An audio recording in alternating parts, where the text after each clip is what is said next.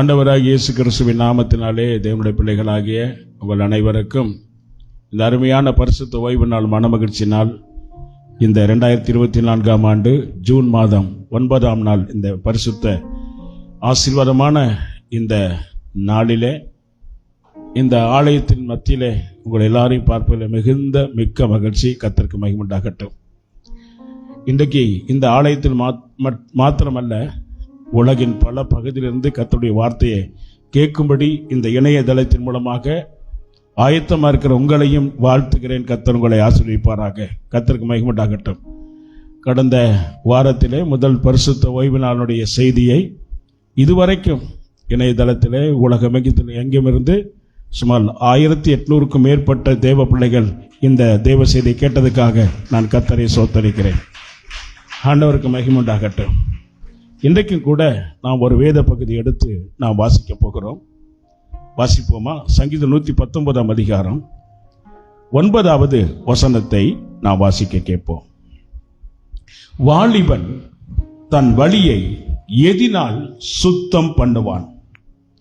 உமது வசனத்தின்படி தன்னை காத்துக் கொள்ளுகிறதுனால் தானே என்று தாவீது தன்னுடைய சங்கீத புஸ்தகத்திலே இப்படியாக எழுதி வைத்திருக்கிறார். இந்த வார்த்தை கேட்டுக்கொண்டிருக்கிற அன்பு சகோதர சகோதரிகளே, மனுஷனுடைய வாழ்க்கையில 3 பீரியட் இருக்குது. ஒன்று குழந்தை பருவம், 2வது வாலிப பருவம், 3வது அவருடைய முதிர் வயது. கடந்த காலம், நிகழ்காலம், எதிர்காலம், இப்படியாக 3 விதமாக 3 பார்ட்ஸாக மனுஷனுடைய வாழ்க்கையை தேவன் நிர்ணயித்திருக்கிறார். இன்னைக்கு நீங்க எந்த பார்ட்ல இருக்கிறீங்கன்னு உங்களுக்கே தெரியும், உங்க வயதின் அடிப்படையில் வைத்து. அல்லேலூயா, கர்த்தருக்கு மகிமை உண்டாகட்டும். ஆனால் எப்படி இருந்தாலும் சரி, கர்த்தருடைய வசனம் சொல்லுகிறது, அதாவது கர்த்தரின் அக்கிரமங்களெல்லாம் மன்னித்து என் நோய்களெல்லாம் குணமாக்கி, அதாவது வாலிபர் திரும்ப வயதை போல என்னை கர்த்தர் ஆசீர்வதிச்சார், எனக்கு பலன் கொடுத்தார் அப்படின்னு தாவீது சொன்னார். இன்னைக்கு சிறு பிள்ளைகளும் வாலிபர்களும் முக்கியமாக கவனிக்க வேண்டிய ஒரு நல்ல ஒரு தேவ செய்தியை தான் இன்றைக்கு உங்கள் மத்தியில் நான் பகிர்ந்து கொள்ளப் போகிறேன். எத்தனை பேர் ஆமா சொல்றீங்க? வாலிபன் தன் வழியை, தன் வாழ்க்கையை, தன் எதிர்காலத்தை, தன்னுடைய ஃபியூச்சரை எதனால் அமைச்சு கொள்ளுவான், உருவாக்கி கொள்ளுவான், எதனாலே அந்த மனுஷன் தன் வாழ்க்கையை நிர்ணயித்துக் கொள்ளுவான் என்று இந்த இடத்துல வாலிபர்களை பற்றி பர்டிகுலரா இந்த இடத்துல மென்ஷன் பண்ணிக்கிறாரு இந்த தாவீது. கர்த்தருக்கு மகிமை உண்டாகட்டும்.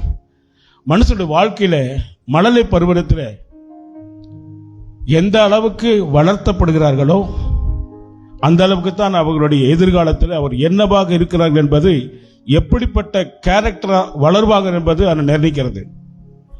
இன்னொரு பகுதி, எந்த விதத்தில் வளர்க்கிறது மட்டுமல்ல, எந்த விதத்திலே வளருகிறார் என்பதை அடிப்படையில் வச்சுதான் அவங்களுடைய ஃபியூச்சரே அமைஞ்சிருக்குது. கை தட்ட மாட்டீங்களா? ஹல்லேலூயா, ஆண்டவருக்கு மகிமை உண்டாகட்டும். நம்ம தமிழ் பாஷையில் ஒரு பழமொழி சொல்லுவாங்க, மண்ணில் பிறந்த எந்த பிள்ளையும் நல்ல பிள்ளைங்க தான். ஹல்லேலூயா, ஆமா. ஆனால் அவன் நல்லவனாக தீவனாக வளர்வது அன்னையின் வளர்ப்பில். இன்னைக்கு நான் சொல்றேன், அன்னையில் வளர்ப்பு மட்டுமல்ல, தன்னுடைய வளர்ச்சியிலும் அந்த பங்கு நிறைய இருக்குது. கை தட்ட மாட்டீங்களா? ஆண்டவருக்கு மகிமை உண்டாகட்டும். இன்னைக்கு ஒரு முதிர் வயதில் இருக்கிறோம், நாம் ஒரு குடும்ப வாழ்க்கை வாழ்ந்துட்டு இருக்கிறோம், ஒரு நல்ல ஒரு மெச்சூரிட்டியான ஒரு நல்ல லைஃப்ல நம்ம வந்துட்டோம். நமக்கு விவரம் தெரியும், எது நல்லது எது கெட்டது, நம்ம அனுபவப்பட்டு வந்துட்டோம். நம்ம வாழ்க்கையில் எது நமக்கு அதாவது தகுதியும் தரம் உள்ளது, மதிப்புக்குரியது, மரியாதைக்குரியது, எது நமக்கு தேவையானது தேவையற்றது என்பது நம்மெல்லாம் இன்னைக்கு இந்த நிலைமையில் வந்துட்டோம். ஃபேமிலி லைஃப்லாம் நம்ம வந்து சில அனுபவத்தில் வந்துட்டோம், அதனால நமக்கு ஓகே. ஆனால் வாலிபர்களுக்கு என்ன செய்யணும்னா, எதை பார்த்தாலும் அதை அடையணும் அப்படிங்கிற ஒரு எண்ணம் வரும். அதாவது சிறகை விரித்து பறக்கக்கூடிய ஒரு பறவையை போல என்ன செய்யணும், எந்த ஒருத்தர் நல்ல ட்ரெஸ் போட்டாங்கன்னா அதே போல நாமளும் என்ன செய்யணும், போடணும் ஆசைப்படுகிற ஒரு வயது. ஒருத்தர் நல்லா ஒரு அழகா இருந்தாங்கன்னா அவங்கள போல நம்மளும் இருக்கணும் என்ன செய்யறாங்க, இருக்கிற ஒரு சிறகடிக்கிற ஒரு வயசு. இதில் என்னன்னா, என்னத்தை சொன்னாலும் கட்டுப்படுத்த முடியாது, என்னத்தை சொன்னாலும் கட்டி வைக்க முடியாது, என்னத்தை சொன்னாலும் உணர்வடையாத ஏற்றுக்கொள்ளாத ஒரு வயசு தான் இந்த வாலிப நாட்கள். ஆமேன், அல்லேலூயா. ஆனால் இந்த வாலிப நாட்களிலும் ஏற்றுக்கொள்ளக்கூடிய, கட்டுப்படுத்திக் கொள்ளக்கூடிய, உணர்வடையக்கூடிய எந்த ஒரு வாலிபன் வாழ்க்கையில சரியா இருக்கிறானோ அந்த வாலிபன் எதிர்காலத்திலே வெற்றியாளராய், சாதனையாளராய், ஆசீர்வாதமான மனிதனாக மாறுவான். ஒரு மனுஷன் வெற்றியாளராக வருவதற்கு என்ன காரணம்? நல் போதனைகள், நல் ஆலோசனைகள். தயவுசெய்து நல்லா கவனிங்க, கர்த்தருக்கு மகிமை உண்டாகட்டும். இந்த செய்தியும் கேட்டுட்டு நீங்க தூங்கிட்டு இருந்தீங்கன்னா உங்களை இனிமே யாருமே தட்டி எழுப்ப முடியாது. ஆண்டவருக்கு மகிமை உண்டாகட்டும். நீங்கள் மாத்திரமல்ல, ஆயிரக்கணக்கான பேர் இந்த வார்த்தையை கேட்க போறாங்க. கர்த்தருக்கு ஸ்தோத்திரம் உண்டாகட்டும். உலகமே கவனித்துக் கொண்டிருக்கிறது. ஆண்டவருக்கு மகிமை உண்டாகட்டும். இந்த இடத்துல இருந்து தான் தேவனுடைய வார்த்தை வருகிறது. இது ஒரு ஆன்மீக உருவாக்கக்கூடிய ஒரு ஃபேக்டரி. இது கல்வித்துறையை போல் அல்ல, இது ஒரு தொழில் கூடாரத்தை போல் அல்ல, மற்ற துறைகளை போல் அல்ல. எல்லாமே சேர்ந்து கலந்து ஒன்றாக இருக்கிறது தான் இந்த சபை. வாழ்க்கை முறையை கற்றுக் கொடுக்கிறது தான் இந்த சபை. அல்லேலூயா. அதுக்கு தான் கர்த்தர் சபை வச்சிருக்கிறார். மதம் மாற்றுவதற்காக அல்ல, மனம் மாற்றுவதற்காக. அல்லேலூயா. வழி தவறி போனவர்களை சரியான வழியில நடத்துவதற்கு காண்பிப்பதற்காக தான் திருச்சபை கர்த்தர் வச்சிருக்கிறார். இயேசு ஒரு மத குரு அல்ல, இயேசு ஒரு தெய்வத்தின் மனுக்குலத்தை மீட்க வந்த மனுஷகுமாரன். கர்த்தருக்கு மகிமை உண்டாகட்டும். அவர் எல்லாருக்கும் பொதுவானவர், எல்லாருக்கும் அவருக்கு பொதுவான தேவனா இருக்கிறார். ஆண்டவருக்கு மகிமை உண்டாகட்டும். இந்த வார்த்தையை இன்றைக்கு கர்த்தர் நம்மோடு கூட பகிர்ந்து கொள்கிறார். வாலிபன் எதனாலே சுத்தம் பண்ணுவான்? கல்வி வந்துட்டா இவன் சரியாயிருவான் நினைக்கிறோம். ஒரு கால் கட்டு போட்டுட்டா, ஒரு கல்யாணம் பண்ணி வச்சுட்டா கட்டு போடுவான்னு நினைக்கிறாங்க. இவனுக்கு ஒரு தொழில் வேலையை அமைச்சு கொடுத்துட்டா பரவாயில்ல, இவன் கொஞ்சம் என்ன செய்வான், சரியாயிருவான்னு சொல்லுவாங்க. இவனுக்கு ஏதாவது இவன் என்ன ஆசை, என்ன விருப்பம், என்ன எதிர்பார்த்து போறானோ அதை நமக்கு செஞ்சு கொடுத்துருவோம் அப்படின்னு சொல்லி பெற்றோர்கள் விரும்புறாங்க. அது எவ்வளவு பணமா இருந்தாலும், எவ்வளவு பெரிய விலை வந்த பொருளா இருந்தாலும் வாங்கி கொடுத்தலாம்னு நினைப்பாங்க. அவனுக்கு பைக் வாங்கி கொடுத்துட்டா கம்முன்னு இருப்பான்னு நினைப்பாங்க. என்ன, அவன் தேவைப்படுற காரியத்தை அவனுக்கு கொடுத்துட்டா அவன் சரியாக நினைக்கிறாங்க. ஒரு கேள்வி என்னன்னா, படித்த பிள்ளைங்களாம் ஓகே, இன்னைக்கு நல்ல நிலைமையில் வந்துட்டாங்க, ஓகே. ஆனால் படிப்பு மட்டும் இருந்தா வாழ்க்கையில் பத்துமா? பணம் மட்டும் இருந்தா போதுமா? அழகு மட்டும் இருந்தா போதுமா? ஆசி மட்டும் இருந்தா போதுமா? தொழில், வேலை, நல்ல எதிர்காலத்தில் அமையக்கூடிய எல்லா உலக காரியங்களும் நிறைவான மட்டும் போதுமா? ஒன்றை மாற்ற சொல்கிறேன். திருக்குறள் எப்படியாக ஒரு வார்த்தை வருகிறது, பொருள் இல்லாருக்கு இவ்வுலகம் இல்லை, அருள் இல்லாருக்கு அவ்வுலகம் இல்லை. ஆமென். காசு, பணம், சொத்து, சுகம், ஆஸ்தி, ஐஸ்வர்யம், குடும்பம், கௌரவம் வாழ்க்கை இல்லைன்னா இந்த உலகத்தில் மதிப்பு கிடையாது. அதே போல வாழ்க்கையில தெய்வத்தின் உறவும், தேவ பக்தியும், பரிசுத்தமும், ஒழுக்கமும், நியாயமும், நீதியான வாழ்க்கை இல்லைன்னா பரலோக ராஜ்யத்தில் பிரவேசிக்க முடியாது. ஆண்டவருக்கு மகிமை உண்டாகட்டும். இந்த ரெண்டையும் பேலன்ஸ் பண்ணி கொண்டு போகணும். கர்த்தருக்கு மகிமை உண்டாகட்டும். இன்னைக்கு எல்லாமே படித்தவங்க, பட்டதாரியா இருக்கிறவங்க, வேலையில் இருக்கிறவங்க, வசதியா இருக்கிறவங்க எல்லாருமே இன்னைக்கு பர்ஃபெக்டா இருக்கிறாங்களா? சற்று யோசித்து பாருங்க. அவர் ஏதோ ஒரு விதத்தில் அவர்கள் சீர்குலைஞ்சு போகிறார்கள். குடிப்பழக்கத்தில், போதை பழக்கத்தில், விபச்சார வேசித்தனத்தில், தன்னுடைய ஜென்ம சுபாவத்தில் இன்னைக்கு வாலிபர்கள் வாழ வேண்டிய நாட்களிலே இன்னைக்கு என்ன செய்கிறார்கள்? இன்னைக்கு வாழ்க்கை எதிர்காலத்தை தொலைச்சிட்டு இன்னைக்கு உட்கார்ந்துருக்கிறாங்க. இதுக்கெல்லாம் என்ன காரணம் அப்படின்னா, சரியான போதனைகள், சரியான ஆலோசனைகள், நல்ல உணர்வக்கூடிய, மாற்றக்கூடிய, நல்ல ஒரு மறுரூபமாக்கக்கூடிய ஜீவ வார்த்தை இல்லாதனால தான் இப்படி இருக்கிறாங்க. கர்த்தருக்கு மகிமை உண்டாகட்டும். ஆனால் இந்த இடத்துல வசனம் சொல்லுகிறது, இப்படிப்பட்ட வாலிபர்கள் இன்னைக்கெல்லாம் பாருங்க, ட்ரெஸ் கோட பாருங்க, இன்னைக்கு ஹேர் ஸ்டைல பாருங்க. ஆமா, கர்த்தருக்கு மகிமை உண்டாகட்டும். இன்னைக்கு அவங்களோட போக்கெல்லாம் பார்த்தீங்கன்னா எல்லாம் வித்தியாசமா இருக்கும். அதெல்லாம் நம்ம பார்க்க வேண்டாம். கர்த்தருக்கு மகிமை உண்டாகட்டும். எல்லாம் நினைச்சாவே வேதனையா இருக்குது. பழகிற விதங்கள், அவங்க செய்கிற விதங்கள், தாய் தகப்பனை கனவீனப்படுத்துறது, உலகத்தை உதாசீனப்படுத்துகிறது, வேலையில கவனம் இல்லாதது, சரியானபடிக்கு கிடைச்ச வாய்ப்புகளை சந்தர்ப்பத்தை தக்க வச்சு கொள்ளாமல் அதுல பொறுப்பு இல்லாமல் இருக்கிறது, இதெல்லாம் பார்க்கும்போது பார்த்தீங்கன்னா நமக்கு வேதனையா இருக்குது. இப்படிப்பட்டவர்கள் எல்லாரும் யாரா இருந்தாலும் சரி, தன் வாலிபன் தன் வழியை எதனால சுத்தம் பண்ணுவான் அப்படின்னா அதுக்கு பதில் ஆன்சர் அதே வசனத்தை சொல்றாரு பாருங்க. வசனத்தை வாசிப்போமா? ஆமென். வாலிபன் தன் வழியை எதனால் சுத்தம் பண்ணுவான்? உமது வசனத்தின்படி தன்னை காத்து, உமது வசனத்தின்படி தன்னை காத்து கொள்ளுவதனால் தானே. வேற வழியே கிடையாது, வேற மெத்தடே கிடையாது, வேற ஃபார்மட்டே இல்லை இந்த உலகத்துல. ஒரு வாலிபன் தன் வழியை, தன் வாழ்க்கையை சிறந்த சிறப்புமிக்க ஒரு எதிர்காலமாய் வடிவமைக்கக்கூடிய, சிறப்பு மிக்க அமைச்சுக் கொள்ளக்கூடிய ஒரு வழி எதுனா வேத வசனத்தை தவிர இந்த உலகத்தில் வேற யாராலையும் மாற்ற முடியாது. எந்த சினிமாக்காரர்களோ, அரசியல்வாதிகளோ, எந்த ஆசிரியர்களோ, எந்த பெற்றோரோ, எந்த சமுதாயமோ, எத்தனை கதை புக்கோ, எத்தனை புராண புக்குகளோ, எத்தனை சரித்திர புஸ்தகமும் ஒரு மனுஷனை மாற்ற முடியாது. ஜீவ வார்த்தை வசனத்தினால் தான் தன்னை காத்துக்கொள்ள முடியும். ஆமென். வேதத்தில் வாசிக்கிறோம், வேத வசனத்தின் மீது இரவு பகலமா தியானமா இருக்கிற இந்த மனுஷன் தான் பாக்கியவான். படிச்சவன், பட்டம் பெற்றவன், வசதி உள்ளவர்கள், அழகானவர்கள், இவங்கெல்லாம் பாக்கியம் இல்ல. எந்த ஒரு மனுஷன் இரவு பகலமா கர்த்தர் வசனத்துல தியானமா இருக்கிறானோ அந்த மனுஷன் தான் உண்மையான பாக்கியவான். அவன் செய்வது வாய்க்க பண்ணுவார் கர்த்தர். அவன் வழிகள் மேல கர்த்தர் பிரியமா இருப்பார். அல்லேலூயா. அவன் நினைக்கிறதுக்கு வேண்டுவதற்கு அதிகமாகவே கர்த்தர் செய்து முடிப்பார். தேவன் நினைத்தது ஒன்றுமே தடைபடாது. அவனுக்கு வாழ்க்கையில கொடுக்க நினைச்சது கர்த்தர் ஒருவரும் என்ன செய்வாருங்க, அதுல தடுத்து நிறுத்த முடியாது.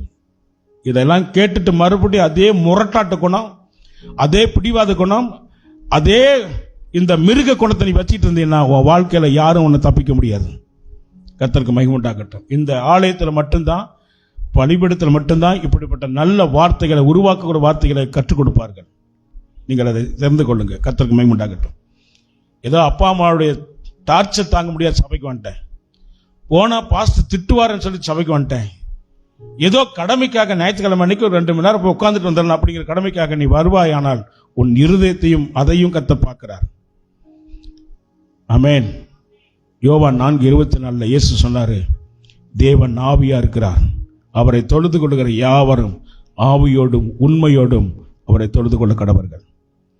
உபாகமம் 6ஆம் அதிகாரத்தில் வாசிக்கிறோம். கர்த்தர் சொல்கிறார், உன் முழு இருதயத்தோடும், உன் முழு பலத்தோடும், முழு சிந்தனையோடும் உன் தேவனாகிய கர்த்தரை ஆசரிப்பாயாக, அன்பு கூறுவாயாக. எந்த அளவுக்கு நீங்கள் அன்பு கூறுகிறோம் அந்த அளவுக்கு கர்த்தர் உங்களை ஆசீர்வதித்து அலங்கரிப்பார். நீங்கள் என்னிலும் என் வார்த்தை உங்களிலும் நிலைத்திருந்தால் நீங்கள் கேட்டுக்கொள்வது எதுவோ அது உங்களுக்கு செய்யப்படும், கொடுக்கப்படும், நிறைவேற்றப்படும். நீங்க இதெல்லாம் வச்சுக்கிட்டு வேலை வந்ததுக்கு அப்புறம் வேலை தான் பெருசுன்னு போனீங்கன்னா அதுக்கு நான் பொறுப்பு இல்லை. ஆமா, மனைவி வந்ததுக்கு அப்புறம் மனைவி குடும்பம் தான் பெருசு, நீ நேரம் எனக்கு கிடைக்கலன்னு போனீங்கன்னா அதுக்கு நான் பொறுப்பு இல்லை. அல்லேலூயா. தேவை சந்திக்கப்பட்டதுக்கு அப்புறம், எல்லாம் நிறைவேறதுக்கு அப்புறம், வீடு வந்ததுக்கு அப்புறம், வாகனம் வந்ததுக்கு அப்புறம் நீ ஆண்டவர் விட்டு பின்வாங்கி போனீங்கன்னா அதுக்கு நான் பொறுப்பு இல்லை. கர்த்தருக்கு மகிமை உண்டாகும். நீங்க தான் பொறுப்பு அதுக்கு. அல்லேலூயா.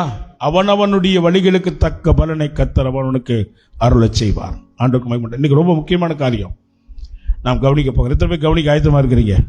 அல்லேலூயா. ஆண்டவருக்கு மகிமை உண்டாகட்டும். வேத வசனத்தினாலே தன்னை, ஆவியை, மனதை, சிந்தனையை, உணர்வை, உணர்ச்சியை, தன்னுடைய எல்லாவற்றையும் கட்டுப்படுத்துகிறவன், காத்து கொள்ளுகிறவன் தான் உண்மையான திறமசாலி, பாக்கியவான், பிழைக்க தெரிஞ்சவன். உண்மையிலே வாழ்க்கையில அவன் தான் நியாயமான வெற்றியாளர். கை தட்டலமானவர்கள். ஆண்டவருக்கு மகிமை உண்டாகட்டும். இன்றைக்கு நம்ம அப்படித்தான் சில வசனங்களை பற்றி இன்னைக்கு பார்க்க போகிறோம். இன்னைக்கு ஒரு டிஃபரெண்டா நம்ம காரியத்தை நம்ம பார்க்க போறோம். அப்போஸ்தலனாகிய பவுல் தனக்கு கர்த்தர் கொடுத்த அழைப்பும் அபிஷேகத்தையும் வரங்கள் வல்லமைகளையும் அவர் செயல்படுத்துவதற்காக தன்னையே அர்ப்பணித்தார். 2 தீமோத்தேயு 1:12 வாசிக்கிறோம். இது நிமித்தம் நான் இவ்வளவாய் நான் என்ன செய்கிறேன், பாடுகள் அனுபவிக்கிறேன், ஆயினும் நான் வெட்கப்பட்டு போவதில்லை. ஏனென்றால் அவர் சொல்றார், என்னை அழைத்தவர், என்னை தெரிந்து கொண்டவர், எனக்கு இந்த ஊழியத்தை கொடுத்தவர் இன்னார் என்பதை நான் அறிவேன். ஆகவே அவரிடத்துல என்னை அர்ப்பணிக்கிற விட்டுக் கொடுக்கிறேன். அவர் என் ஊழியம் நிறைவேறின பிறகு, என் வாழ்க்கை சக்சஸ் ஆன பிறகு, தேவ சித்தம் என் வாழ்க்கையில் நிறைவேறின பிறகு, அந்த நாட்களிலே எனக்கு அந்த ஜீவகிடத்தை, அந்த பாராட்டை, அந்த நித்திய வாழ்வை கர்த்தர் தந்தருள்வார். ஆண்டவருக்கு மகிமை உண்டாகட்டும். அவர் சொல்றாரு, பாவிகளில் பிரதானமான பாவியா இருந்தேன், ஆனாலும் நான் இரக்கம் பெற்றேன். ஆமென். கிருபை பெற்றேன். கர்த்தருக்கு மகிமை உண்டாகட்டும். ஆனால் அதுக்கு மட்டுமல்ல, ஒவ்வொரு வாலிபர்களை பற்றியும், வாலிப பிள்ளைகளே, சிறு பிள்ளைகளே, அன்பு தேவ பிள்ளைகளே, ஒவ்வொருவருக்காக சொல்றேன், உங்கள் ஒவ்வொருவரை குறித்து தேவன் ஒரு உன்னதமான திட்டத்தை, நோக்கத்தை, சித்தத்தை கர்த்தர் வச்சிருக்கிறார். ஆமென். நீங்கள் சாதாரணமானவர்களாக அல்ல, அசாதாரணமான, யாரும் யூகித்து பார்க்க முடியாத, யோசித்து பார்க்க முடியாத, கிரகித்து பார்க்க முடியாத பெரிய காரியங்களை உங்களை கொண்டு கர்த்தர் செய்வதற்கு ஆண்டவர் சித்தமுள்ளவராக இருக்கிறார். ஆமென். எத்தனை பேர் சந்தோஷமா இருக்கிறீங்க? கர்த்தருக்கு மகிமை உண்டாகட்டும். அப்படிப்பட்ட ஒரு உன்னதமான ஒரு லைஃபை, எதிர்காலத்தை கர்த்தர் உங்களுக்கு வடிவமைத்து வச்சிருக்கிறார்.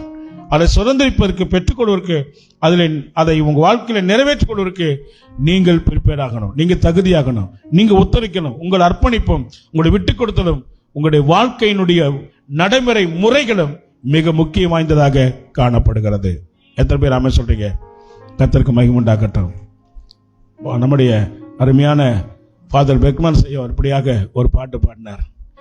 வாலிபன் தனது வழிதனையே எதனால் சுத்தம் பண்ணுவார், வாலிபன் தனது வழிதனையே எதனால் சுத்தம் பண்ணுவார், தேவனே உமது வார்த்தையின்படியே காத்து கொள்வதினால், தேவனே உமது வார்த்தையின்படியே காத்து கொள்வதினால், ஆண்டவரே உன் பாதம் சரணடைந்தே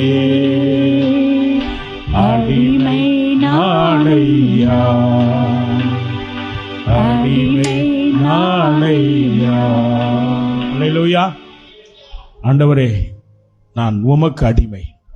நான் சொல்றேன், அன்பு தேவ பிள்ளைகளே, ஆண்டவர் ஒருத்தருக்கு தவிர இந்த உலகத்துக்கு, பிசாசுக்கு நீ அடிமையா இருக்கக்கூடாது, பாவத்துக்கு நீ அடிமையா இருக்கக்கூடாது, உன்னுடைய ஆசை பாசங்களுக்கு நீங்க கட்டுப்பட்டவன இருக்கக்கூடாது, உன்னுடைய நண்பனுக்கு, உன்னுடைய சிநேகிதனுக்கு, பாலிய சிநேகிதனுக்கு நீ அடிமையா இருக்கக்கூடாது.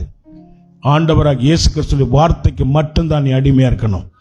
நீ கர்த்தருக்கு மட்டும் நீ அடிமையா இருந்தால் அவர் உன்னை ஆளுகை செய்கிறவராக கர்த்தர் மாற்றுவார். நீ மனுஷனுக்கு அடிமையா இருந்தாய், தேவன் உன்னை அத்தனை பேர் உன்னை ஆளுகை செய்வதற்கு கர்த்தர் விட்டு கொடுத்துருவார். கர்த்தருக்கு மகிமை உண்டாகட்டும். இதுதான் ரகசியம். சரி, போகட்டும். இப்போ அப்போஸ்தலன் பவுல் ஒரு அருமையான, ஒரு நல்ல ஒரு வாலிபனை பற்றி ஒரு ஐடென்டிட்டி கொடுக்கிறார், ஒரு அடையாளத்தை கொடுக்கிறார். பிலிப்பியர் புத்தகத்தில் நாம் வாசிப்போம். பிலிப்பு பட்டணத்தில் இருக்கிற பரிசுத்தவான்களுக்கும், அங்க இருக்கிற தேவ பிள்ளைகளுக்கும், சபையாருக்கும், விசுவாசிகளுக்கும் ஒரு நல்ல ஒரு காரியத்தை சொல்றார். என்ன வாசிப்போம்? 2ஆம் அதிகாரம் 19ஆம் வசனத்தை வாசிப்போம். அன்றியும் நானும் உங்கள் செய்திகளை அறிந்து மனத்தேறுதல் அடையும்படிக்கு சீக்கிரமாய் தீமோத்தேயுவை உங்களிடத்தில் அனுப்பலாம் என்று கர்த்தராகிய இயேசுவுக்குள் நம்பியிருக்கிறேன். பாத்தீங்களா? சீக்கிரமாய் தீமோத்தேயுவை உங்களிடத்தில் அனுப்ப வேண்டும் என்று கர்த்தராகிய இயேசு கிறிஸ்துவுக்குள் நான் என்ன செய்றேன்? நம்பியிருக்கிறேன். அது என்னவென்றால், என்னன்னா, உங்கள் காரியங்களை உண்மையாய் விசாரிப்பதற்கு, உங்க காரியங்களை, உங்க ஆவிக்குறி காரியம், உங்களுடைய குடும்ப காரியம், உங்களுடைய நடவடிக்கை காரியம், உங்களுடைய ஜெப காரியம், உங்களுடைய வளர்ச்சி காரியம் எல்லாத்தையும் உண்மையாய் விசாரிக்கிறதற்கு, உண்மையாய் உத்தமமாய் விசாரிப்பதற்கு என்னை போல மனதுள்ளவன், என்னை போல நல்ல விசுவாசமும் நம்பிக்கையும் ஆத்தும பாரமும் உண்மையும் உத்தமமான ஊழியக்காரனாகிய அவனையன்றி வேறொருவனும் தீமோத்தேயுவை போல யாரையுமே நான் பார்க்கல. ஆமென். என்னிடத்தில் இல்லை. வேற யாருமே என்கிட்ட இல்ல. நம்புற அளவுக்கு, நம்பி அனுப்புற அளவுக்கு, உங்களை நடத்துற அளவுக்கு, இந்த சபையை நிர்வகிக்கிற அளவுக்கு, இந்த பெரிய பொறுப்பை கொடுக்கிற அளவுக்கு வேற யாருமே இல்ல. தீமோத்தேயு மட்டும்தான் அதுக்கு தகுதியா இருப்பான்னு சொன்னார். அடுத்த வார்த்தை, மற்றவர்கள் எல்லாரும் கிறிஸ்து இயேசுவுக்குரியவர்களை தேடாமல், கிறிஸ்து இயேசுக்குரியவர்களை எந்த வாலிபனும் தேடாமல் தங்களுக்குரியவர்களையே தேடுகிறார்கள். தங்களுக்குரியவர்களே, தங்களுக்கு என்ன வேணும், தங்களுக்கு என்ன படிப்பு, தங்களுக்கு என்ன எதிர்காலம், தங்களுக்கு என்ன வேணும் சொல்லி உலகத்தையும் உடைமைகளையும் தேடுகிறத தவிர கிறிஸ்து இயேசுவுக்கு ஏற்றதாக சிந்தை உள்ளவராக, கிறிஸ்து இயேசுவுக்கு சித்தத்துக்கு உகந்ததாக யாரும் தேடவில்லை. தகப்பனுக்கு பிள்ளை ஊழியம் செய்வது போல அவன் என்னுடனே கூட சுவிசேஷத்தின் நிமித்தம் ஊழியம் செய்தான் என்று அவனுடைய உத்தம குணத்தை அறிந்திருக்கிறேன். ஆமென். கை தட்டலாமா? தகப்பனுக்கு தன் பிள்ளை எப்படி பணிவிடை செய்கிறாரோ, கீழ்ப்படிவாரோ, அதுபோல நான் அவன் மேல் நம்பிக்கையா இருக்கிறேன். இதுதான் தேவனாகிய கர்த்தர் நமக்கும் கொடுக்கிற வார்த்தை. கர்த்தருக்கு மகிமை உண்டாகட்டும். இந்த நாளில தேவ நாம மகிமைப்படுவதாக. எவ்வளவு பெரிய நம்பிக்கை பாருங்க. இன்னைக்கு உங்க பிள்ளைங்க மேல அந்த நம்பிக்கை இருக்குதா? அல்லது உங்க மேல அந்த நம்பிக்கை இருக்குதா? இந்த தொழில், இந்த குடும்பம், இந்த ஊழியம், இந்த வாழ்க்கை வாழ்வதற்கு நீங்கள் அந்த தகுதியா இருக்கிறீங்களா? உங்க பெற்றோர் உங்களை நம்புறாங்களா? உங்க ஆசிரியர்கள் உங்களை நம்புறாங்களா? உங்களுடைய உறவினர்கள், உங்க சொந்த பந்தங்கள் உங்களை இந்த அளவுக்கு உங்களை நம்புறாங்களா? உங்களை போல நீதியும் உண்மையும் நேர்மையும் உத்தமமும் கீழ்ப்படியதும் நல்ல மனசாட்சியோட உள்ள யாரா இருக்கிறாங்களா? சொல்றாங்களா? கொஞ்சம் யோசித்து பாருங்கள். அல்லேலூயா. நாம் வாழ்ந்ததுக்கு அர்த்தமே அதுதான். இப்படி ஒரு நல்ல ஆசீர்வாதமான சாட்சியை, நல்ல ஒரு நம்பிக்கைக்குரிய ஒரு வாலிபர்களாக வளர வேண்டும் என்பதுதான் தேவனுடைய சித்தம். அதுக்காக தான் கர்த்தர் உங்களோடு கூட பேசிக் கொண்டிருக்கிறார். கர்த்தருக்கு மகிமை உண்டாகட்டும். கைகளை தட்டி நன்றி செலுத்தலாமா? சரி, இன்னைக்கு இந்த தீமோத்தேயுக்கு அவர் கொடுக்கிற உபதேசம், ஒரு வாலிபன் எப்படி தன்னுடைய வழியை வாய்க்க பண்ணணும், வசனத்தை எப்படி வாழ்க்கையில கை கொள்ள வேண்டும், எப்படி வாழ்க்கை வசனத்தின் மூலமா தன் வாழ்க்கையை கட்டி எழுப்ப வேண்டும், அல்லது வசனத்தின் மூலமா எப்படி தன் எதிர்காலத்தை ஒரு அருமையான வாழ்க்கையாக, எதிர்காலமாக வடிவமைக்க வேண்டும் என்பதை பற்றி, அவருடைய சித்தமும் அவருடைய எதிர்காலமும் எப்படி உருவாக வேண்டும் என்பதை பற்றி அப்போஸ்தலனாகிய பவுல் தீமோத்தேயு புஸ்தகத்தில் 4 விதமான காரியத்தை அங்கே முக்கியப்படுத்தி சொல்லியிருக்கிறார். அதைத்தான் இன்றைக்கு நீங்களும் காண போகிறீங்க. எத்தனை பேர் ஆமென் சொல்லுவீங்க? அல்லேலூயா. கர்த்தருக்கு மகிமை உண்டாகட்டும். இன்னைக்கு அந்த 1 தீமோத்தேயு புஸ்தகத்தை நாம் எடுத்துக்கொள்வோம் எல்லாருமே. முதலாவது அவர் என்ன சொல்றாரு பாருங்க. அவர் சொல்றாரு, வாசிக்க கேட்போம். 1 தீமோத்தேயு புஸ்தகம் 1ஆம் அதிகாரம் 5ஆம் வசனத்தில் வாசிக்கும் போது, கற்பனையின் பொருள் என்னவென்றால் சுத்தமான இருதயத்திலும் நல்ல மனசாட்சியிலும் மாயமற்ற விசுவாசத்திலும் பிறக்கும்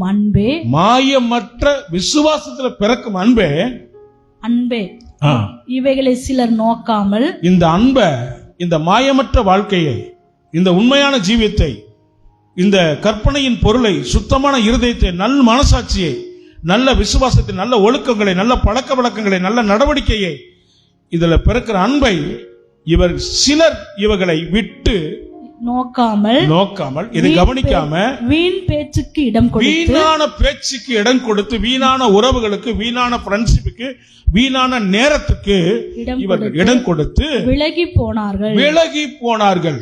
தாங்கள் சொல்லுகிறது இன்னதென்றும், பாருங்க, தாங்க சொல்றது என்னதுன்னு, தாங்கள் சாதிக்கிறது என்னதென்றும் அறியாதிருந்து நியாயப்பிரமாண போதகராய் இருக்க விரும்புகிறார்கள். பாருங்க, அவங்க பெரிய என்னமோ ஞானியா, பெரிய பலசாலியா, பெரிய என்னமோ அவங்க தான் அழகானவங்க, பெரிய அவங்க தான் தர்மசாலி நினைச்சுக்கிறாங்க. கர்த்தருக்கு மகிமை உண்டாகட்டும். எதை செய்யணுமோ அதை செய்யாம, எதை பின்பற்றணுமோ அதை பின்பற்றாம, அவங்க தன்னை ஒரு பலவீனர்களாக இருந்தும் உள்ளார்ந்த மனுஷனிலே, ஆவிக்குரிய ரீதியாக, மனதளவிலே, சிந்தை அளவிலே தேவனுக்கு தகுதிக்கு ஏற்றுள்ள இல்லாத இருந்தும் தங்களை ஒரு தகுதியுள்ளவர்களாக வெளியில காண்பிக்கிறார்கள்.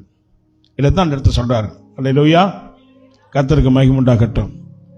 எனக்கு அன்பான தேவ பிள்ளைகளே, ஃபர்ஸ்ட் தீமோத்தேயுக்கு சொல்றாரு, இந்த மாயமற்ற அன்பை கவனிக்காத, நல் மனசாட்சி விட்டு துர்மனசாட்சிக்கு இடம் கொடுக்கிற இவர்களே நீங்க நோக்காத. அப்படி சொல்றார் ஃபர்ஸ்ட். இன்னைக்கு ஒரு மனுஷனுடைய வாழ்க்கையில, ஒரு வாலிபனுடைய வாழ்க்கையில சீர்குலைஞ்சு போவதற்கு, திசை மாறி போவதற்கு, வாழ்க்கையில கிடைச்ச வாய்ப்புகளை, சந்தர்ப்பத்தின் தேவ சித்தத்தை இழந்து போவதற்கு முக்கியமான காரணமே நல் மனசாட்சி இல்லை. அப்பா அம்மா செஞ்ச நன்மைகளை, அவங்க தியாகத்தை நினைச்சு பார்க்க நல்ல மனசாட்சி இல்லை. அப்படி இருந்தா அப்படி பேச மாட்டாங்க, அப்படி இருந்தா அப்படி அவங்கள காயப்படுத்த மாட்டாங்க. அப்படி நல்ல மனசாட்சி இருந்துருச்சுன்னா உண்மையிலே சொல்றேன், அவங்க நம்ம ஒரு நாளும் நம்ம வெட்கப்படுத்திருக்க மாட்டாங்க. வேதம் சொல்லுகிறது, எபேசியர் 6ஆம் அதிகாரம் 1 வசனத்துல ஆண்டவர் சொல்லுகிறார், பிள்ளைகளே, அந்த வசனத்தை வாசித்து பாருங்கள். என்ன சொல்றாருன்னா, உங்கள் வாழ்நாள் நீடிப்பதற்கும் பிள்ளைகளே உங்கள் பெற்றோருக்கு கர்த்தருக்குள் கீழ்ப்படிந்தீர்கள். இது நியாயமானது. உனக்கு நன்மை உண்டாயிருப்பதற்கும் பூமியிலே உன் வாழ்நாள் நீடித்திருப்பதற்கும் உன் தகப்பனையும் உன் தாயையும் கனம் பண்ணுவாயாக என்பதை அல்லாமல் வாக்குத்தத்தமுள்ள முதலாம் கற்பனையாய். வாக்குத்தத்தத்திலே முதலாம் கற்பனை தான். அப்ப பெற்ற தாய் தகப்பனை கனப்படுத்துவது, அவர்களை மதிப்பது, மரியாதை கொடுப்பது, முக்கியப்படுத்துவது தான் மிக பிரதானமா இருக்குது. அதுதான் நல்ல மனசாட்சி. அல்லேலூயா, ஆண்டவருக்கு மகிமை உண்டாகட்டும். மாயமற்ற அன்பு வேண்டாம். தேவைக்காக, அதாவது என்னன்னா, காரியமாற வரைக்கும் காலை படிப்பான், காரியம் முடிஞ்சதுக்கு அப்புறம் என்ன செய்வான், கழுத்தை பிடிப்பான். படிக்க வைக்கிற வரைக்கும் அம்மா அப்பாண்டு கிடப்பான். கொஞ்சம் நல்ல பலசாலியாக, கொஞ்சம் ஆளு கொஞ்சம் சிறகு வந்ததுக்கு அப்புறம் என்ன செய்வான், வந்து பாரு, ஆமா நீ வயசாகி போச்சு, உனக்கு என்ன தெரியும், நீ கெல்டாயிட்ட, உனக்கு என்ன தெரியும் அப்படின்னு சொல்லி நம்மளை கேவலமா பேசுவார்கள். இவங்க பெற்றவங்களை நமக்கு தெரியாத அனுபவமா, நமக்கு தெரியாத வாழ்க்கை கல்வியா இவங்களாம் செஞ்சுக்கிறாங்க. கர்த்தருக்கு மகிமை. தங்கள் போகிற வழி, தங்கள் மாயமற்ற இந்த மாயமாலமான அன்பை நாடி போய் அந்தோ பரிதாபம் வாழ்க்கையில எதிர்காலத்தை இழக்க போறாங்க என்பது நமக்கு தெரியும். ஆனால் கண்ணுக்கு முன்னாலேயே சீர்குலைந்து போகிற, சீர்கெட்டு போகிற வாழ்க்கையை ஆசீர்வாதத்தை தொலைக்கிற பிள்ளைங்க எத்தனை பேர் இருக்கிறாங்க? எத்தனை பேர் நம்புறீங்க? அப்படி இருக்காம நீயும் அப்படி இருக்கணும், மற்றவங்களுக்கு அப்படி சொல்லிக் கொடுக்கணும் சொல்றாரு. வாசிக்க கேட்போம். அதே 1ஆம் அதிகாரத்துல 1 தீமோத்தேயு புஸ்தகம் 1ஆம் அதிகாரத்துல என்ன சொல்றாருன்னா, 3 வசனத்தை வாசிக்கும். வேற்றுமையான உபதேசங்களை போதியாதபடிக்கும் விசுவாசத்தினாலே விளங்கும் தெய்வீக பக்தி விருத்திக்கு ஏதுவா இராமல், தர்க்கங்களுக்கு ஏதுவா இருக்கிற கட்டுக்கதைகளையும்,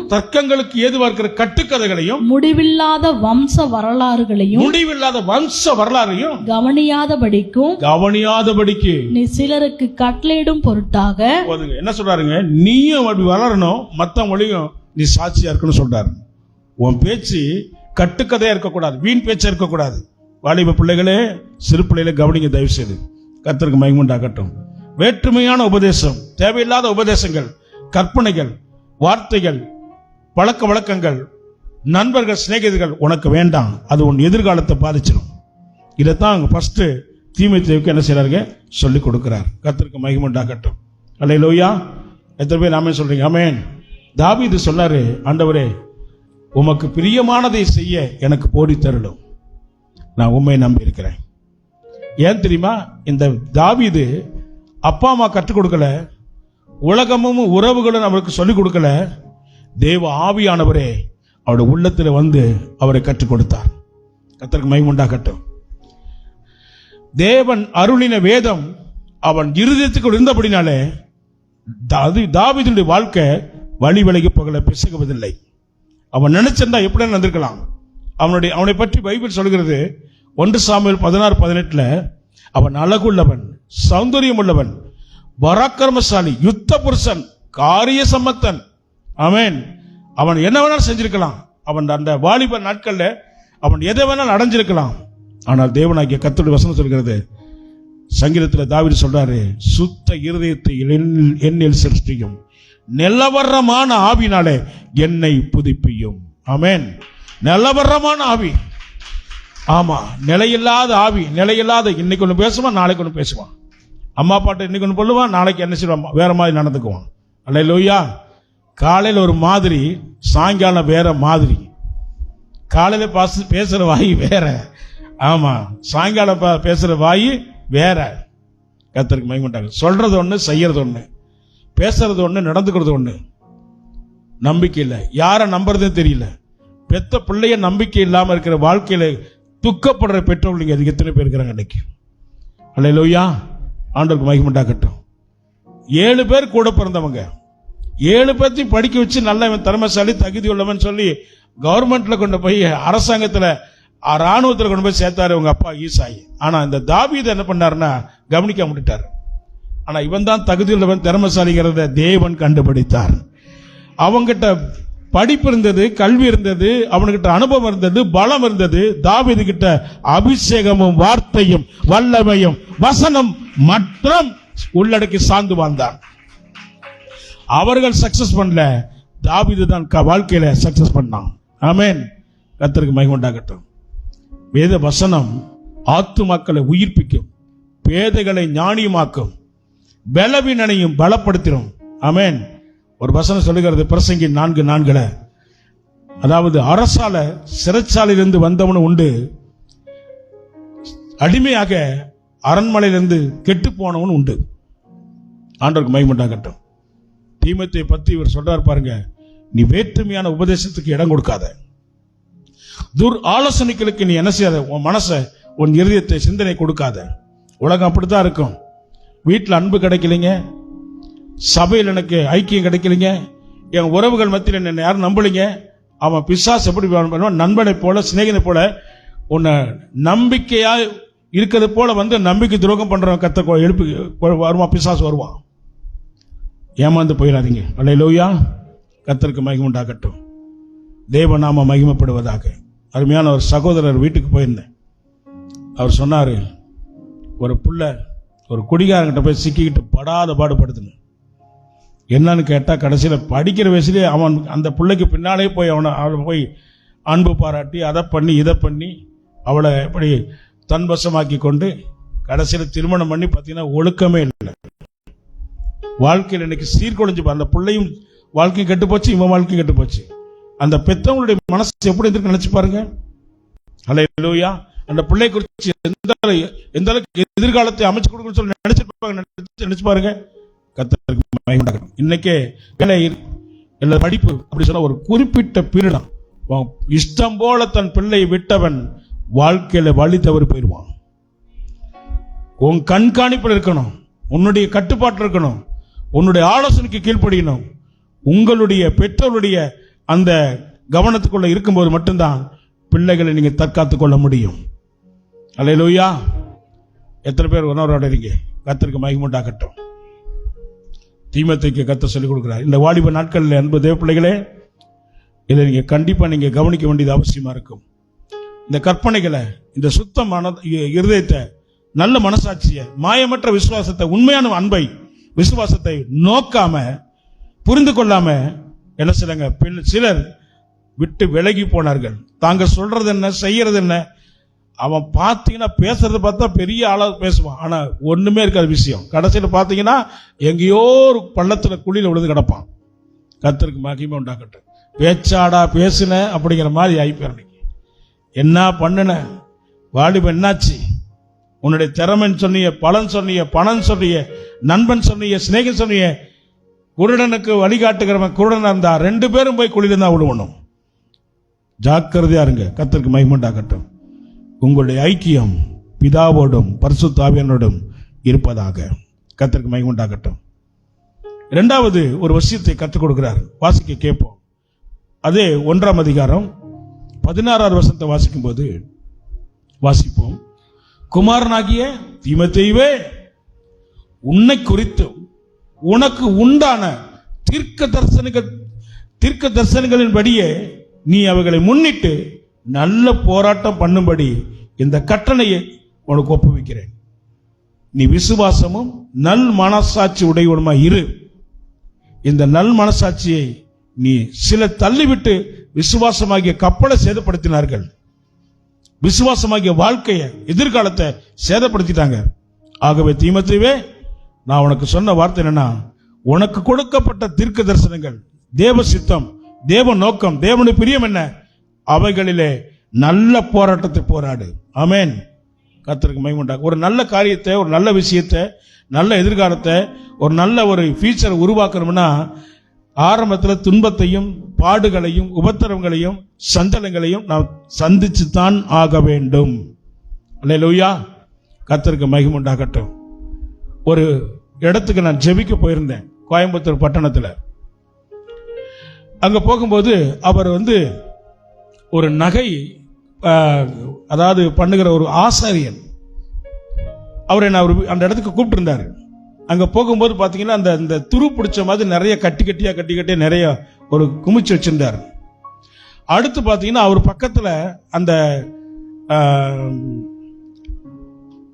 தீ வச்சு அந்த நெருப்பு வச்சு என்ன பண்ணாங்கன்னா நிறைய அந்த வாசர் மாதிரி இருந்துச்சு, அதை சுட்டு என்ன செஞ்சாருங்க வச்சிருந்தாரு.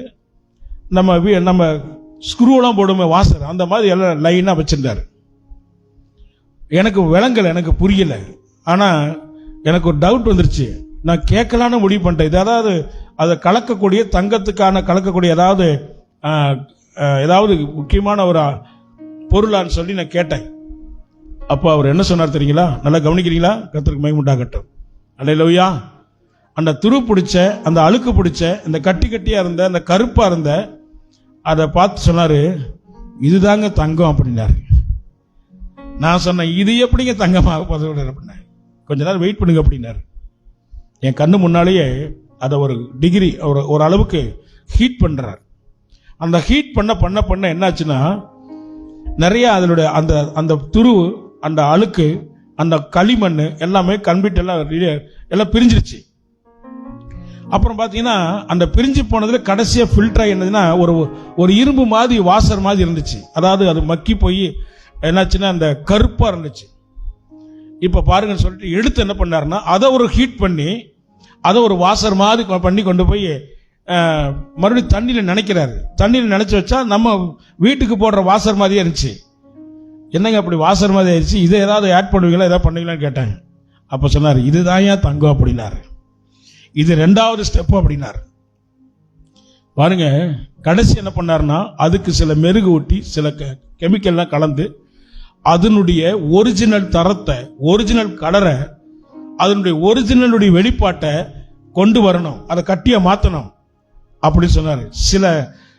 அதுக்கெல்லாம் சில ஆசிட்லாம் ஊத்துறாங்க, அதுக்குன்னு ஆசிட்லாம் இருக்குது.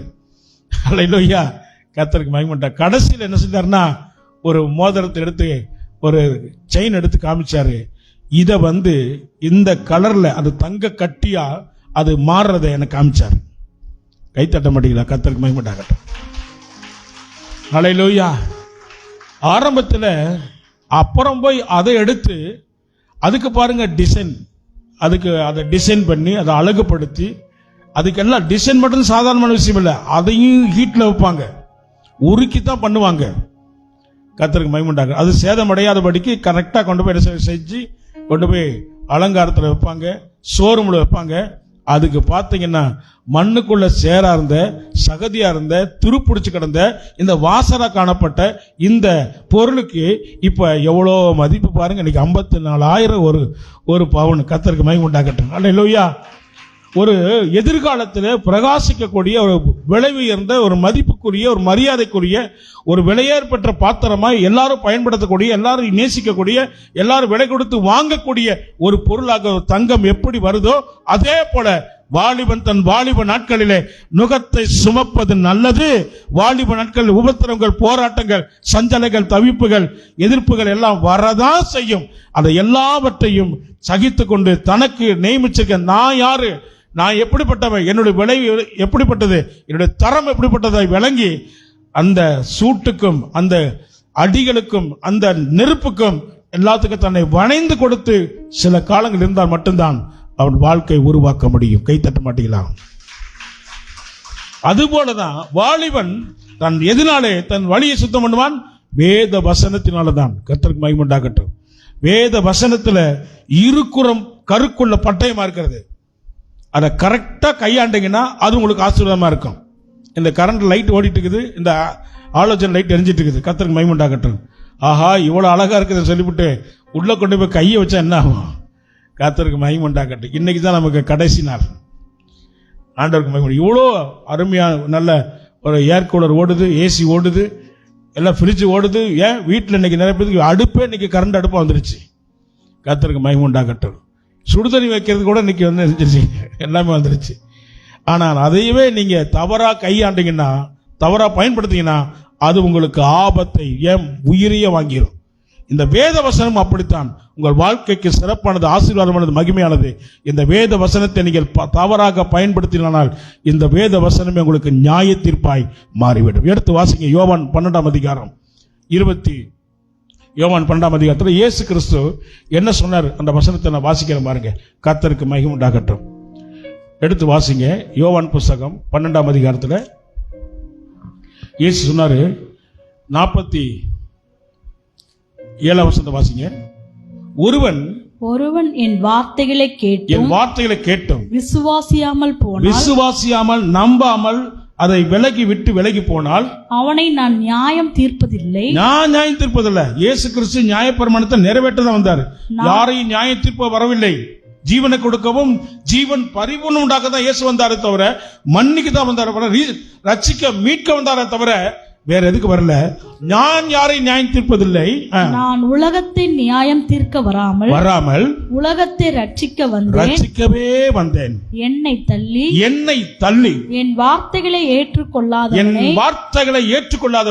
நியாயம் தீர்க்கிறது ஒன்று இருக்கிறது. அந்த பொருள் என்ன தெரியுமா? நான் சொன்ன வசனம், இந்த சொன்ன வார்த்தையை அவனை நியாயம் தீர்க்கும், அவனை கடைசி நாளில் நியாயம் தீர்க்கும். கை தட்ட மாட்டீங்களா? போங்க. ஆமென். ஆண்டவருக்கு மகிமை உண்டாகட்டும். வசனமே உங்களை நியாயத்திற்குங்க. ஆண்டவருக்கு மகிமை உண்டாகட்டும். இந்த வார்த்தையை இப்பொழுது மாயமற்றதை அன்புள்ள நல் மனசாட்சியை காத்துக்கொண்டால் அது உனக்கு பிரயோஜனமா இருக்கும் என்று தீமோத்தேயுக்கு, இந்த வாலிபனுக்கு அப்போஸ்தலனாகிய பவுல் மிக தெளிவாக கற்றுக் கொடுக்கிறார். கர்த்தருக்கு மகிமை உண்டாகட்டும். மூன்றாவது சீக்கிரமா முடிக்க போறோம். அதாவது 1 தீமோத்தேயு புஸ்தகத்துல 3வது பார்க்கும்போது அவர் என்ன சொல்றாருன்னா, ரெண்டாவது வசனம் 2ஆம் அதிகாரம் முதல்ல இருந்து நான் வாசிக்கும் போது, நாம் பிரதானமாய் உனக்கு நான் சொல்லுகிற புத்தி என்னன்னா, எல்லா மனுஷருக்காக விண்ணப்பங்களையும், நீ மட்டும் நல்லா இருந்தா பத்தாது, நீ மட்டும் ஆசீர்வாதமா இருந்தா பத்தாது, நீ மட்டும் டெவலப் ஆனா, நீ மட்டும் விருத்தியான மட்டும் பத்தாது. எல்லாரும் ரசிக்கப்படணும், எல்லாரும் அற்புதம் பெறணும், எல்லாரும் நல்லா வாழணும். ஓம் மூலமா அவர் சொல்றாரு, எல்லாருக்காக என்ன செய்யணும்? விண்ணப்பங்களையும் ஜெபங்களையும் வேண்டுதல்களையும் ஸ்தோத்திரங்களையும் பண்ண வேண்டும். நாம் எல்லா பக்தியோடும் நல்ல ஒழுக்கத்தோடும், ஸ்தோத்திரம் பண்ண மட்டும் பத்தாது, ஜெபம் பண்ண மட்டும் பத்தாது, விண்ணப்பம் மட்டும் பண்ண மட்டும் பத்தாது, எல்லா நல்ல ஒழுக்கத்தோடும் நல் மனசாட்சியோடும் மாயமற்ற அன்போடும் என்ன செய்த காரியத்தை களங்கமில்லாத அமைதலுள்ள ஜீவனம் பண்ணும்படிக்கு ராஜாக்களுக்காகவும் அதிகாரம் உள்ளவர்களுக்காகவும் அப்படியே செய்ய வேண்டும். போதுங்க. இங்க என்ன சொல்றாரு? நீ விசுவாசத்திலும் நல் மனசாட்சியிலும் இருதயத்தில் சுத்தம் உள்ளவனாக வளர்ந்தா மட்டும் பத்தாது, மற்றவர்களுக்காக, மற்றவருடைய தேவைகளுக்காக, விடுதலைக்காக நீ ஜெபிக்கிறவனாக காணப்படணும். 4ஆம் வசனம் சொல்கிறது, எல்லா மனுஷரும் ரட்சிக்கப்பட வேண்டும் என்பதை, சத்தியத்தை அறிகிற அறிவை அடையவும் அவர் சித்தம் உள்ளவராக. நீ எப்படி நல் மனசாட்சியில இந்த வசனத்தினால உன்னை காத்து கொண்டாயோ, உன்னை விடுவித்துக் கொண்டாயோ, உன்னை ஒரு நல்ல எதிர்கால ஒரு கனமான பாத்திரமாய் உருவாக்கி கொண்டாயோ, அதே போல இந்த நாட்களில சீர்குலைந்து கிடக்கிற, வழி தவறி போயிருக்கிற, வாழ்க்கையில நல்ல பாதை இல்லாம அலைந்து திரிகிற அத்தனை மக்களுக்கு, வாலிபர்களுக்கும் உன்னை நீ ஒரு வழிகாட்டியாக, நீ ஒரு சாட்சியாக வாழ வேண்டும். உன்னை கொண்டு கர்த்தர் வச்சிருக்க சித்தம் அதுதான். ஆண்டவருக்கு மகிமை உண்டாகட்டும். 7ஆம் வசனத்தை வாசிப்போம். இதற்காகவே நான் பிரசங்கியாகவும் இருந்தேன், அப்போஸ்தலனாகவும் புறஜாதிகளுக்கு விசுவாசத்தையும் சத்தியத்தையும் விளங்க பண்ணுகிற போதகனாகவும் நியமிக்கப்பட்டிருக்கிறேன். நான் பொய் சொல்லாமல் கிறிஸ்துவுக்குள் உண்மையே சொல்லுகிறேன். என்ன செய்ய உனக்கு சொல்லுகிறேன். இது பொய் அல்லப்பா, இது நிஜம். இப்ப பேசுற வார்த்தையில அத்தனை உண்மை. அல்லேலூயா. முதலாவது தன்னை காத்துக்கொள்ள வேண்டும். 2வது மற்றவளை காத்துக்கொள்ள நீங்கள் உங்கள் களங்கமில்லாத அமைதியுள்ள சாட்சியுள்ள வாழ்க்கை வாழணும், ஜெபிக்க வேண்டும். இதைத்தான் தீமோத்தேயு வாலிபனுக்கு கற்றுக் கொடுக்கிறார். கடைசியாக அடுத்து பார்த்தீங்கன்னா அவர் என்ன சொல்றாரு, வாசிக்க கேட்போம். 4ஆம் அதிகாரத்தில் நீங்க வாசித்து பார்க்கும்போது அவர் சொல்றாரு 8ஆம் வசனத்துல, சரீர முயற்சி அற்ப பிரயோஜனம் உள்ளது, தேவ பக்தியானது தேவ பக்தியானது இந்த ஜீவனுக்கும் இந்த ஜீவனுக்கும் இதற்கு பின்வரும் ஜீவனுக்கும் இதற்கு பின் வருகிற ஜீவனுக்கும் வாக்குத்தத்தம் உள்ளதாகையா வாக்கு தத்தம் உள்ளதாகவும் எல்லாவற்றிலும் பிரயோஜனம் உள்ளது. பாருங்க, எல்லாத்துக்கும் உன் படிப்பு உனக்கு எவ்வளவு பிரயோஜனம், உனக்கு பணம், உனக்கு வசதி, உனக்கு நல்ல ஜாப், உன் குடும்பம், உனக்கு பிள்ளைகள், உனக்கு சந்ததி, உனக்கு பேர் பிரசவம் எவ்வளவு பிரயோஜனமானது சொல்லுங்க. அம்மாவா இல்லைங்களா? சொல்லுங்க பிள்ளைகளை, கர்த்தருக்கு மகிமை உண்டாகட்டும். ஆனால் இவைகளை பார்க்கிலும் இந்த வசனம் சொல்கிறது என்னதுங்க? இந்த வார்த்தை இந்த உண்மையும் சரீர முயற்சி அற்பமானதான தேவ பக்தியானது மிகவும் பிரயோஜனமானது. உங்களுக்கு இதை கற்றுக் கொடுக்கிறார். அடுத்து என்ன சொல்றாருங்க? இந்த தேவ பக்தியை தற்காத்துக் கொள்ள உன்னுடைய ஜெப வாழ்க்கையினாலே அநேகர் மீட்கப்படுவதற்கு, உன்னுடைய மாயமற்ற விசுவாசம் உள்ள நம்பிக்கையுள்ள இருதயமாய் நல்மனசாட்சியுள்ள சாட்சியுள்ள வாழ்க்கை வாழ்வதற்கு, இது பூரணமடைவதற்கு நீ என்ன செய்யணும்? கடைசியான வாசித்து முடிக்க போகிறோம். 4ஆம் அதிகாரம் 12ஆம் வசனத்தை வாசிப்போம். உன் இளமையை குறித்து ஒருவனும் உன்னை அசட்டை பண்ணாதபடிக்கு, உன் இளமை குறித்து ஒருவனும் உன்னை அசட்டை பண்ணாதபடிக்கு நீ வார்த்தையிலும் நடக்கையிலும் அன்பிலும் ஆவியிலும். இதுதாங்க நம்முடைய அஸ்திபாரமே, இதுதான் நம்முடைய ஃபர்ஸ்ட் வாழ்க்கை ஸ்டெப்பே தான். வார்த்தையிலும் அன்பிலும் ஆவியிலும் விசுவாசத்திலும் கற்பிலும் விசுவாசிகளுக்கு மாதிரியா நீ மாதிரியா ரோல் மாடலா இரு. நான் வருமளவும் வாசிக்கிறதிலும், நான் வர்ற வரைக்கும், தேவனாகிய கர்த்தர் வர்ற வரைக்கும் நீ வாசிக்கிறதில்ல, போதிக்கிறதில்ல, வாழ்கிறதில்ல, கை கொள்வதில்ல, உன் ஜீவித்துல நீ சாட்சியா இருப்பதில்ல. எப்படி இருக்கணும்? புத்தி சொல்லுகிறதிலும் உபதேசிக்கிறதிலும் ஜாக்கிரதையா எப்பவுமே அலர்ட்டா இருக்கணும். பிள்ளைகளே, ஓகேவா? ஆமா, கர்த்தருக்கு மகிமை உண்டா. காலை எந்திரிச்சோன்னு உன்னை பாட புஸ்தகத்தை எடுக்கிறதுக்கு முன்னால பைபிள் புஸ்தகத்தை கை நீ எடுக்கணும். நீ வேலைக்கு தோங்கிறதுக்கு முன்பாக, என்னுடைய ஜாப்புக்கு அவருக்கு முன்னால கர்த்தரை முன்பாக வச்சு ஜெபத்தோடு அபிஷேகத்தோடு நீங்க கடந்து போக வேண்டும். வாரத்தின் முதல் நாள் ஆரம்பிக்கும் போது எவ்வளவு வேலை, எவ்வளவு பிசினஸ், எவ்வளவு பெரிய ஃப்ரெண்ட்ஷிப், எவ்வளவு பெரிய உறவுனாலும் சரி, நீ முதலாவது உன் வாழ்நாள் நீடித்திருப்ப சுகமாய் வாழ்வதற்கு தாய் தகப்பனை கனப்படுத்தணும். 2வது பரிசுத்த ஓய்வு நாளை நீ ஆசரிக்க வேண்டும். கர்த்தருக்கு மகிமை உண்டாகட்டும். இத சொல்றாரு. அடுத்த வசனம் 14 வசனத்துல, மூப்பராகிய சங்கத்தார் உன்மேல் கைகளை வைத்தபோது, தீர்க்க தரிசனத்தினால் உனக்கு அளிக்கப்பட்ட வரத்தை பற்றி, தீர்க்க தரிசனத்தினாலே உனக்குன்னு பர்டிகுலரா உன் எதிர்காலத்துக்கு, உன் ஃபியூச்சருக்காக கர்த்தர் கொடுத்த வாக்குத்தத்த வார்த்தைகளை குறித்து அசதியாயிராதே. நீ ஒரு நாளும் அசதியா இருந்துடாத, அதை சந்தேகப்படாத. அது நடக்காது சொல்லி நீ என்ன செய்யாத. நீ ஒருபோதும் உன் இருதயத்துல அவிசுவாசமா இருக்காத. இதுதான் கர்த்தர் சொல்லுகிறார். யாரு? தீமோத்தேயுவுக்கு பவுல் சொல்லிக் கொடுக்கிறார். கர்த்தருக்கு மகிமை உண்டாகட்டும். நீ தேறுகிற யாவருக்கும், நீ தேறுகிறது எல்லாருக்கும்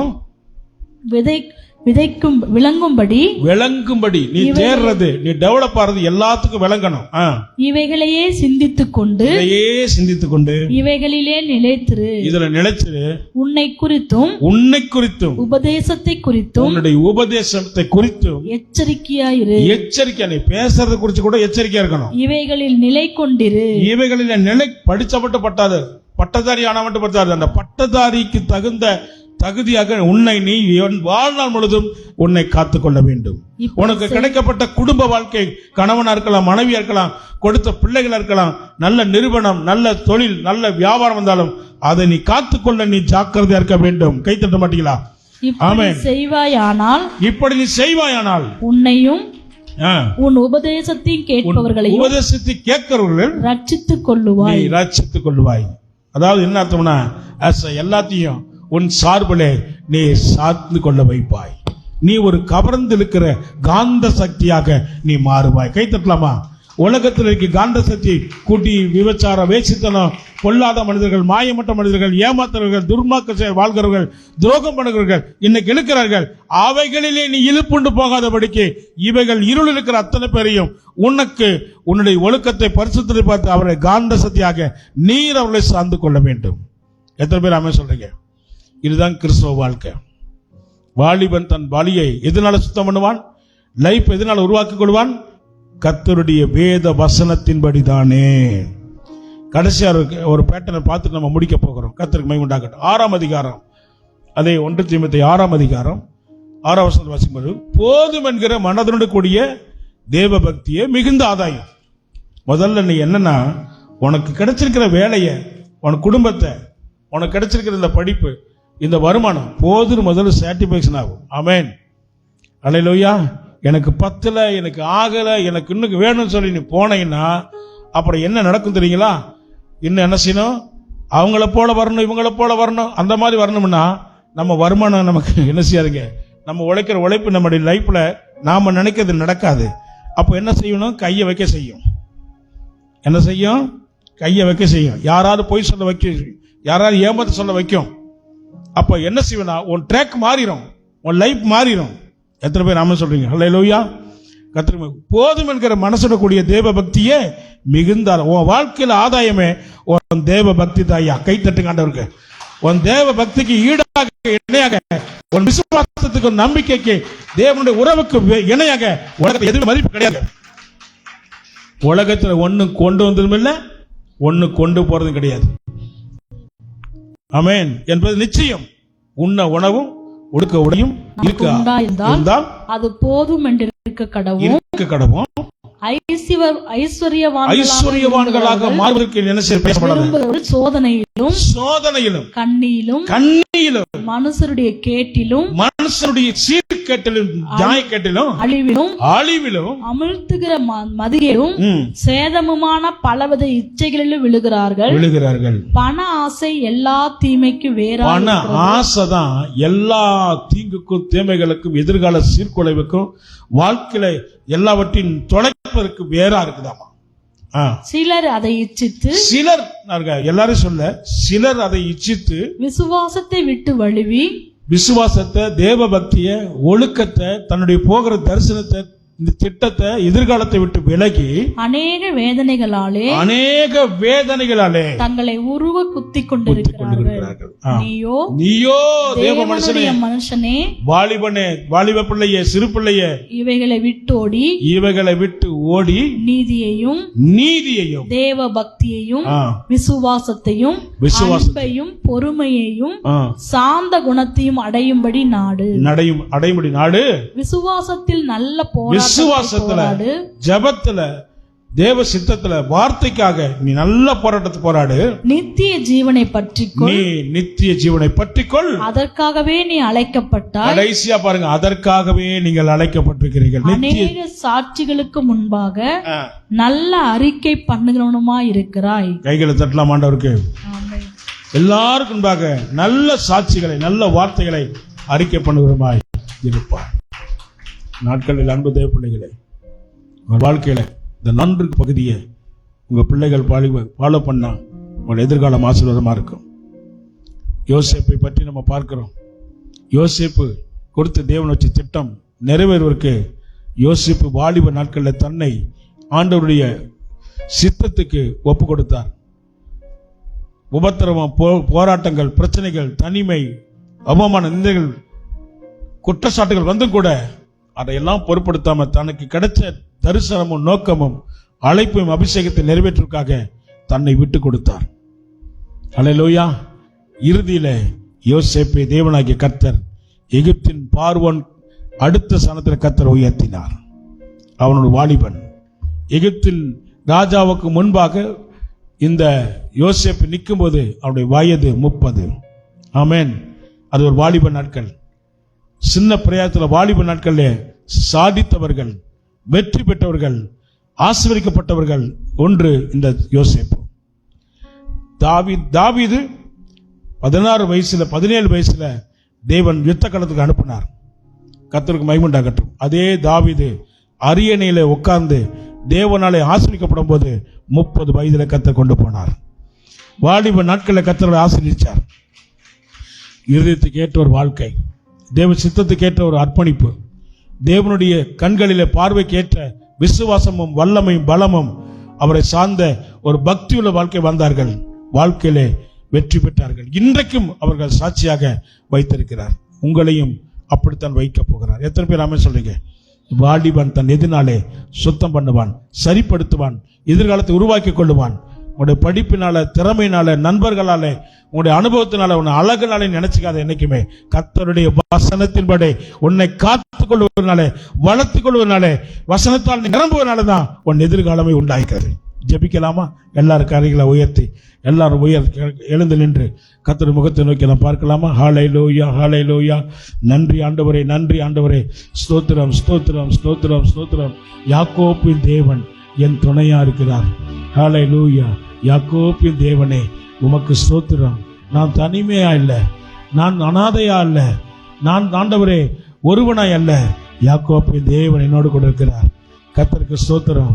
சங்கீதம் 46:1 சொல்லுகிறது, இதோ தேவன் நமக்கு அடைக்கலமும் பலனும் ஆபத்து காலத்தில் அனுகூலமான துணையமா இருக்கிறார். ஹல்லேலூயா. தேவன் நமக்கு அனுகூலமான துணையா இருக்கிறார். யாக்கோபின் தேவனுடைய நாமம் நமக்கு உயர்ந்த அடைக்கலமா இருக்குது.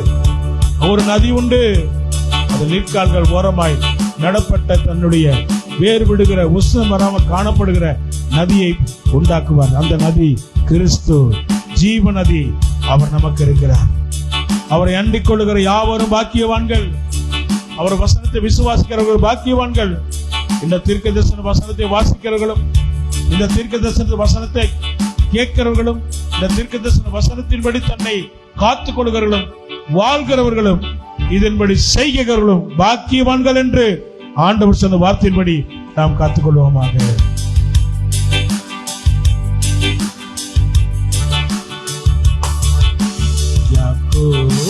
தேவன் என் தேவன் எனக்கென்றும் துணையவரே, என்னாலும் நடத்துவாரே. யாக்கோபின் தேவன் என் தேவன் எனக்கென்றும் துணையவரே,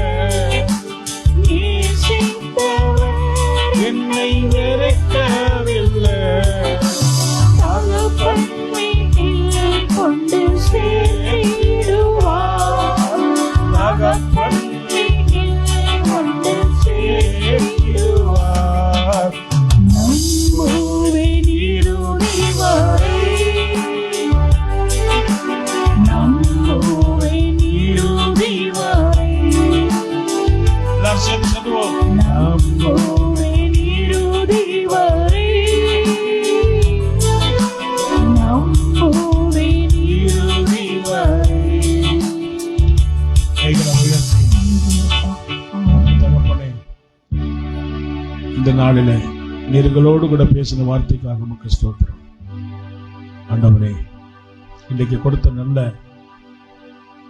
ஆண்டவரே உம்முடைய சத்திய வார்த்தைக்காக உமக்கு ஸ்தோத்திரம். சத்தியத்தை அறிவீர்கள், சத்தியம் உங்கள் இருதயத்தில் எல்லா அடிமைத்தனத்தையும், கவலை பயத்திலிருந்து, வாழ்க்கையில ஏமாற்றம் இழப்பிலிருந்து, தோல்வி பயத்திலிருந்து, உங்களுடைய மாம்சத்தின் ஜென்ம சுபாத்திலிருந்து சத்திய விடுதலையாக்கும். சத்தியத்தை அறிகிற உங்களுக்கு அவர் உங்கள் விடுதலை தருவார். தகப்பனே, இந்த நாளிலே இங்கு சிறு பிள்ளைகள், வாலிபர்கள், எல்லா தேவ பிள்ளைகளையும் கருத்தில் வைக்கிறேன். இந்த நல் மனசாட்சியோடு, சுத்த மனசு இருதயத்தோடு, மாயமற்ற அன்பில் நாங்கள் வாழ்ந்து உங்களுடைய வசனத்தின் மூலமாக நாங்கள் எங்களை அலங்கரித்துக் கொள்ள, எங்களை தற்காத்துக் கொள்ள, எங்களுக்குள்ளே உள்ளார்ந்த மனுஷனுக்குள்ள நாங்கள் பலனடைய கிருபை செய்யுங்கப்பா. ரோமர் 5:5 சொன்னீங்களே, தேவன் உங்களுடைய இருதயத்தில் அன்பின் ஆவியினால் ஊற்றப்படுவார் சொல்லி, அந்த அன்பின் ஆவி ஊற்றப்படுவதாக. மாயமற்ற நல்ல நிலையான நிஜமான அன்பை கர்த்தர் உண்டாக்கி தருவீராக. கண்டிப்பா ஆண்டவரே, எல்லா மனுஷருக்காக நாங்கள் ஜெபிக்கவும், ஆண்டவரே, களங்கமில்லாத நல்ல அமைதியுள்ள ஜீவனம் பண்ணி சாட்சியாக இருக்க உங்களுடைய சித்தத்தை நிறைவேற்ற எங்களுக்கு கிருபை செய்யுங்கப்பா. தகப்பனே, நன்றி. எங்கள் வாலிப நாட்கள்ல எங்களுடைய இந்த பூமியின் ஓட்டத்தில் நாங்கள் எல்லாவற்றிலும், வார்த்தையிலும், செய்கையிலும், நடக்கையிலும், கற்பிலும், விசுவாசத்திலும் நாங்கள் அநேகருக்கு ஒரு நல்ல சாட்சியுள்ள மாதிரியா இருக்க கர்த்தர் கிருபை செய்யுங்கப்பா.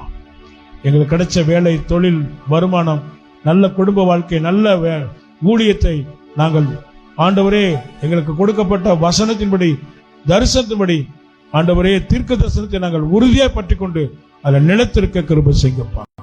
ஆசீர்வதிங்க. நன்றி அப்பா. தொடர்ந்து தகப்பனே, நாங்கள் போதும் என்கிற மனசோட தேவத்தில் வர கர்த்தர் கிருபை செய்யுங்கப்பா. பணாசை எல்லாத்தையும் பொருளாசை, மாம்சத்தின் இச்சைகள் வேண்டாம் சாமி. நாங்களுடைய பிள்ளைகளா வாழ வசனத்தினாலே ஒவ்வொரு நாளும் கத்துக்கூட வளர, அபிஷேகத்தில் வளர்ந்து இன்னும் சத்தியத்தில் நாங்கள் வேறொன்று நிக்க கர்த்தர் கிருபை செய்யுங்கப்பா. ஆசீர்வதிங்க. ஜெபத்தை கேட்டதுக்காக நன்றி. ஒவ்வொருடைய சுகத்துக்காக, விடுதலைக்காக, ஆண்டவருடைய தொழில் வேலை, அவருடைய வியாபாரத்துக்காக ஜெபிக்கிறேன். பிள்ளைகளுக்கு நல்ல வேலை கிடைக்கட்டும், நல்ல திருமணம் அமையட்டும், நல்ல குழந்தை பாக்கியத்தை கொடுங்க, நல்ல கல்வி படிப்பை ஆசீர்வதிங்க. புதிதாக இந்த வருஷத்துல துவங்க போகிற ஸ்கூல் ஆண்டவரை எல்லா கிளாஸையும் ஆசீர்வதிங்கப்பா. மாணவ பிள்ளைகளை ஆசீர்வதிங்க. ஞானத்தின் ஆவியானவர் எல்லா பிள்ளைகளையும் நிரப்பட்டும் அப்பா. கற்றுக் கொடுக்கிற ஆசிரியர்களை கர்த்தர் ஆசீர்வதிங்கப்பா. கல்வி நிறுவனங்களை ஆசீர்வதியும் சாமி. காத்துக்கொள்ளுங்க. பிள்ளைகள் ஸ்கூல்ல, ஆட்டோல, பஸ்ல, வேன்ல, டூ வீலர்ல கடந்து போறாங்க, நடந்து போறாங்க. எந்த விதத்திலும் எந்த சேதமும் அணுகாதபடிக்கு பிள்ளைகளுக்கு ஆண்டவரை சுகபத்திரத்தோடு கடந்து சுகபத்திரத்தோடு வீட்டுக்கு வந்து சேர கிருபை செய்யுங்க. ஆசீர்வதி வழி நடத்து காத்துக்கொள்ளும். கன மகிமை துதிமைக்கே செலுத்துகிறோம். இயேசுவின் நாமத்தில் ஜெபிக்கிறோம் பிதாவே.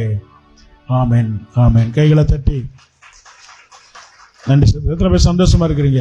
God bless you. கர்த்தர் இந்த வார்த்தையானது உங்கள் வாழ்க்கையில் ஒரு மாற்றத்தை, உங்கள் சிந்தனையில் ஒரு மறுபத்தை, உங்களுடைய நடைமுறை வாழ்க்கையில் ஒரு முக்கியமான ஒரு தீர்மானத்தை எடுத்திருப்பீங்க நம்புறேன். எத்தனை பேர்